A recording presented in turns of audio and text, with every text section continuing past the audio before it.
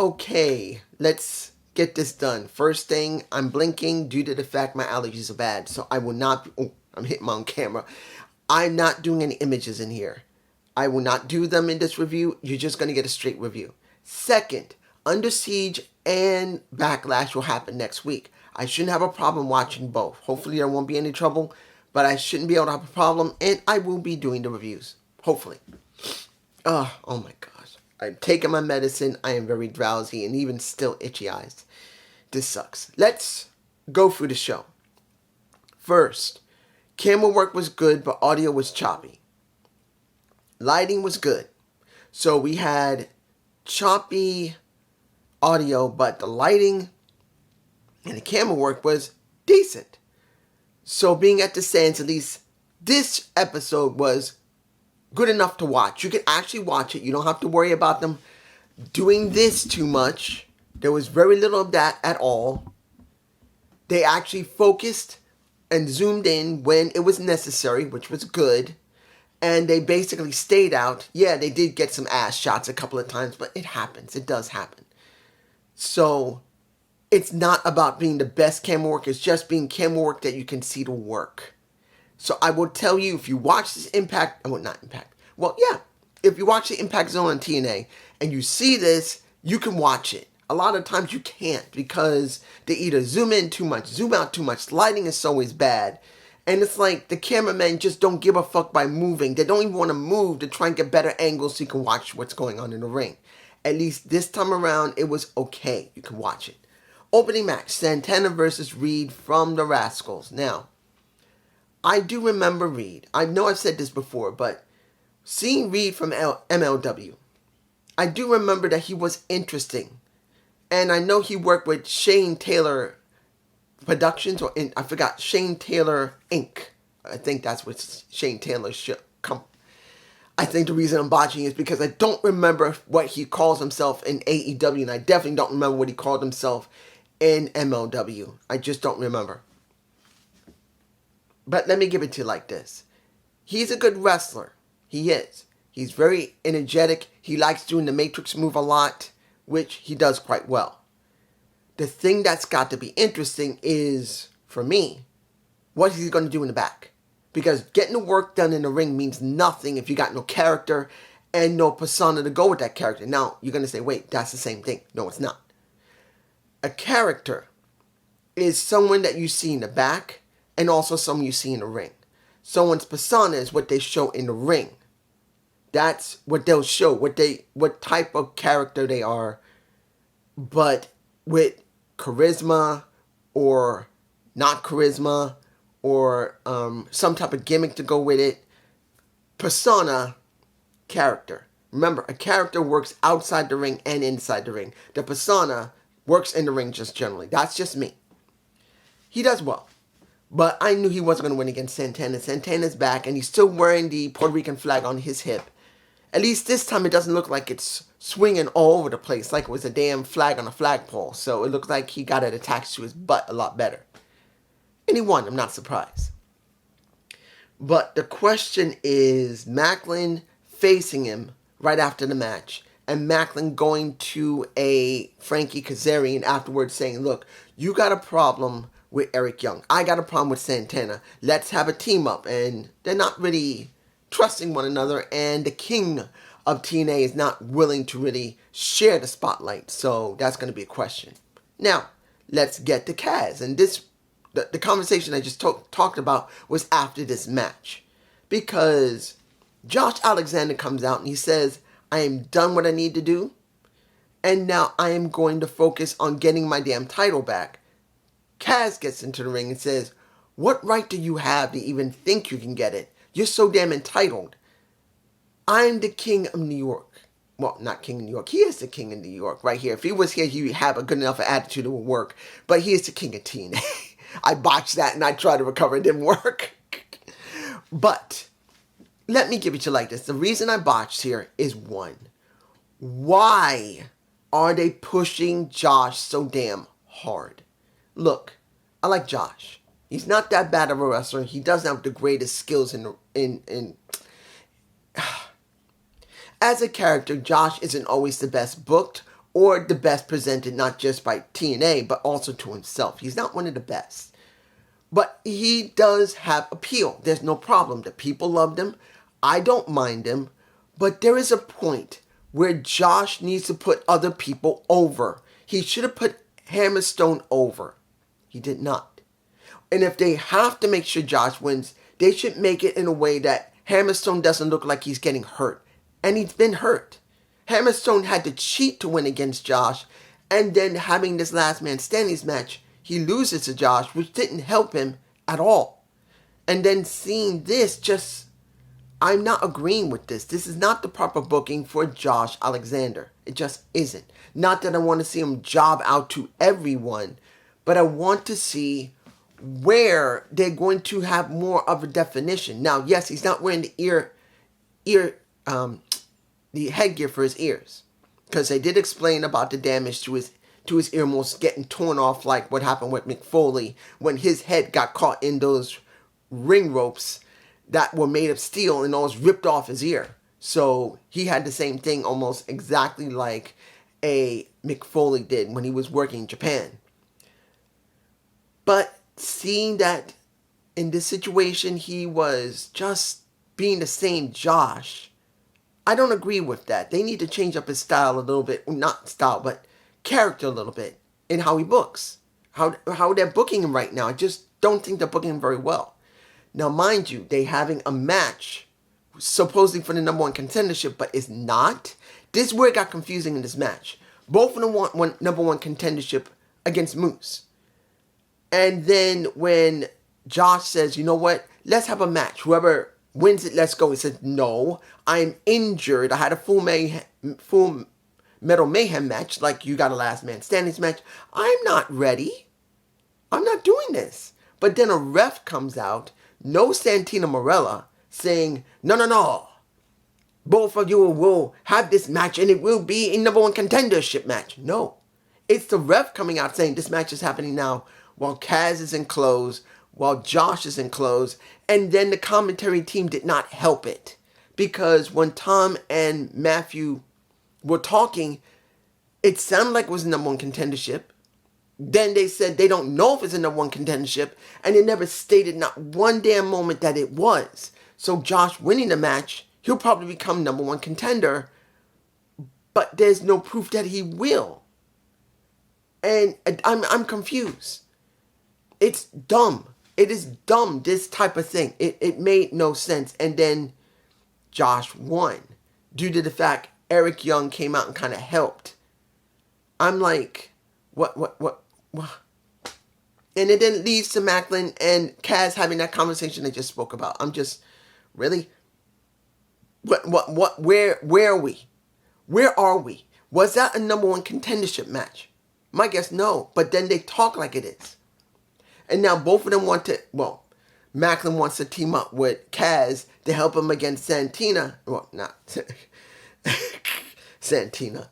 Let me give it like this. I'm messing up because I don't like this. This is very botchy. Look. Seeing them do something with Santana and Macklin since he resigned. I know someone said, great news, Macklin has resigned. It doesn't matter if he's resigned. It's mattered how they book him. I'm saying this to the one who always leave me a sign. Dude, let's make this very clear.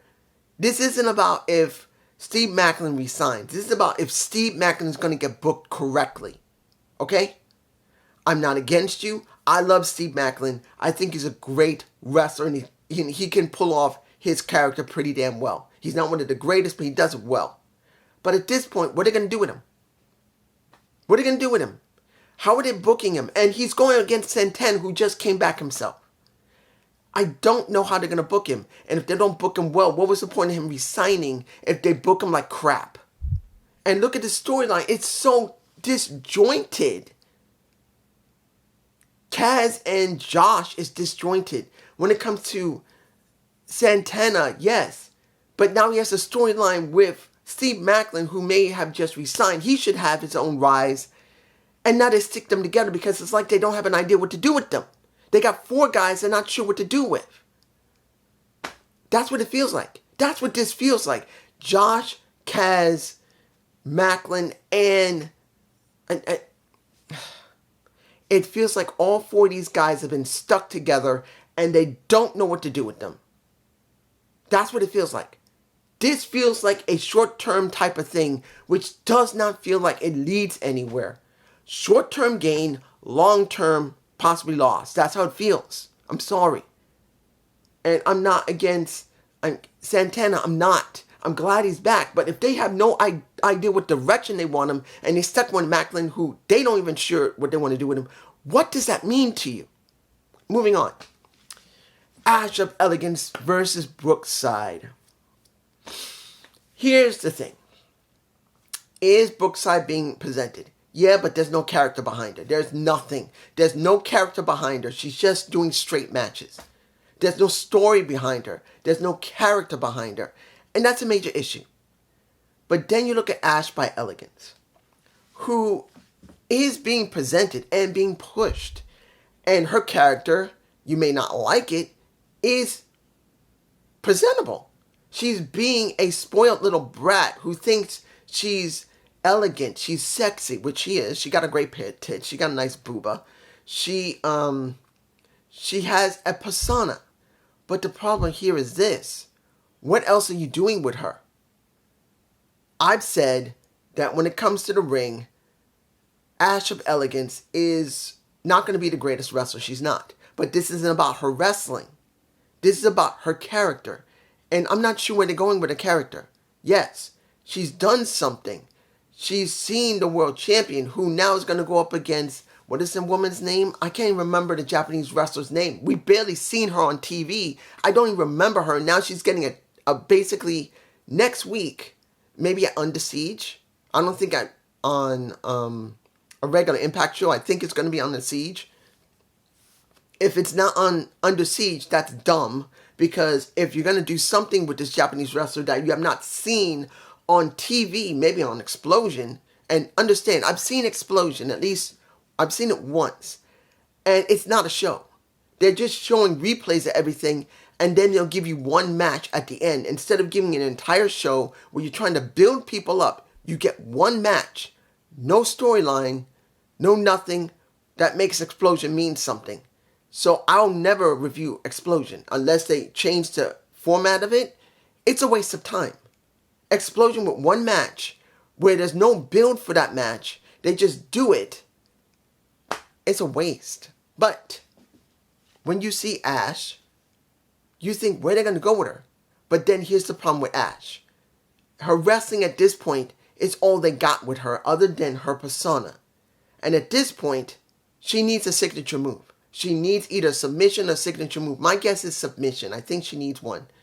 And that, I think, is going to be a major issue. If she does not have a signature move, we got a problem with Ash. But then you got a problem with Xia Brookside because she can wrestle, but there's no character. There's nothing. So you got two women that's on the roster of the Knockouts that one does have a character, which is not badly built. But you're not really going anywhere with her. And at this point that she's done 5 matches, she actually needs a signature move to make her feel like something. And then you got Xia Brookside, who can wrestle. That's not that bad, but then you got no character. You got no direction. She's not doing anything. You just stuck her with Ash because you didn't know what to do with them. And then the Knockouts champion is going to give a title opportunity to a Japanese wrestler that's supposedly signed to TNA, which we've never seen, maybe other than Explosion, maybe. I'm like, really? Unless I'm wrong, you guys tell me below about this Japanese wrestler. I don't remember her name. I remember that they did have one. That if this isn't her, and it's someone else, which is nice, but guess what? Why the blue fuck am I gonna care? When we don't even have any vignettes on this woman. There's no videos of this woman. And if anybody says, look on YouTube, I'm gonna say, fuck you, I'm not doing that. That's TNA's job to do. TNA is supposed to get me interest in checking her out. They're supposed to say, this woman, I don't even remember her name, Moore, I believe. We got this vignette on her. Or check on YouTube and leave a little snippet online. In the show, at least to entice you to go to YouTube. No, we just get this match which means nothing. If it's for Thursday, it's stupid. If it's for Under Siege, that's fine. Moving on. Okay. Sami Callihan versus the Good Hands. Let's make this clear. It was not a long match. It was meant to put Sami over, and that's what happened. Sami is over. People love Sami. Now the question is when he's going to talk. That's what I'm waiting for. Moving on. Nick Nimitz versus Eddie Edwards. Ryan was his brother. Ryan was at ringside. Well, not ringside, but he was amongst everybody there. I want to say this. And I know not many people are going to say, no, it's not going to happen. But if it did, I wouldn't be too upset about it. Seeing that Ryan has gone to New Japan Pro Wrestling with Nick. See that Ryan has been showing up on TNA. I know he's probably still signed to AEW, but they don't really mess with him as long as he doesn't do something foolish like jump into a ring or something without their permission. But I'm thinking, if AEW released him, he's better off working with his brother for a little while. At least then we'll have the Nimitzes together. Now, I'm not saying that's the best thing for Ryan, and definitely not the best thing for Nick. But at this point, you've seen Ryan at New Japan, and it looks like he might be really interesting working with his brother. They both wrestle pretty well. I've seen Ryan Nimitz when he was working on Dark, and then I've seen him on All H a little bit, and on when I did see Rampage. So he can wrestle. But what are they doing with him? I'm wondering if they're doing anything with Ryan. So if he did show up at TNA for a little while with his brother, I wouldn't be too surprised. Match was fine. I was alright with it. In the end, we get Nick destroyed by Moose because he gets nailed in the back because as the match was going on, it looks like he was going to get over. Even though the system was screwing with Nick, he was okay until you see a little bit dissension outside the ring. The ref went to check, and to the back of the head, the title. Then Eddie wins, and then they put a chair onto Nick's neck. Moose with the steel chair, another steel chair to the face, and now he's nailed. But then he's going to have a match next week with Speedball Mountain at Under Siege. I think that would have been better at Under Siege if they beat up Speedball, and this is the thing. I wish they would have done this at Under Siege. This is what I feel like would be more effective, because I'm sure next week, next Thursday, they'll say Nick may not be cleared, but they're going to have him there. But I truly believe that this would have been better at Under Siege than here at this Thursday. But that's just me. I'm just not agreeing with it. Final thing. Or final two things. What do we have here when it comes to First Class and Joe Henry? Next week, he's going to apologize to them?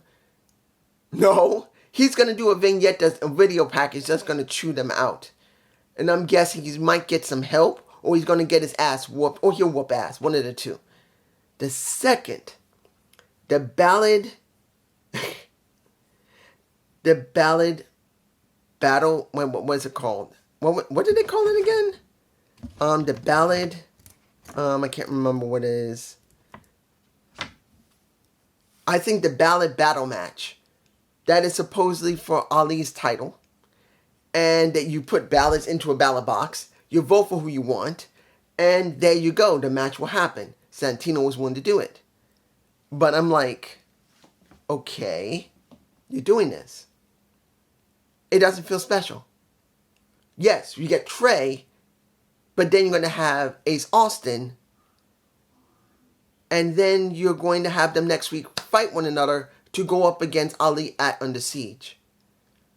I'm like, really? You're doing this so close to Under Siege. And instead of giving at least a week or two of doing it weeks ahead of time, but you can't, because you didn't think of it until now. And I'm just saying, because we know the recordings were done, but those recordings were not done further back enough. It didn't feel like it was good enough. Now you're going to have this match, then we're going to have it at Under Siege, which is a rush job. This is one of the problems when it comes to tapings, because you don't put things further enough out to really make it feel important. As much as I've heard people say, well, it's pretty good with TNA. They got fresh matches because they bring people in and out. Well, here's the problem. Whether these people want to sign or not, or TNA doesn't want to sign them or not, because of how you do the structure of your tapings, storylines feel rushed. And this feels rushed. And even though Ali said, why don't we throw out the ballots because it's obvious there's fraud, it feels like this should have happened 2 weeks ago. The match should have been last week. No, 3 weeks ago. The ballot box should have been done 3 weeks ago. 2 weeks ago, we should have had the match. We should have had some type of contract signing or something last week. And then you can set up at least saying something going to Under Siege to make it feel important. And it doesn't feel it. It feels rushed. But this is just me. I hope you enjoy. Hope you enjoy this. Sorry about not having images in here. My allergies are messing with me. I don't want to be in front of a computer screen and trying to get images done while my eyes are itching. Sorry. Sorry, guys. I'm sorry. Peace.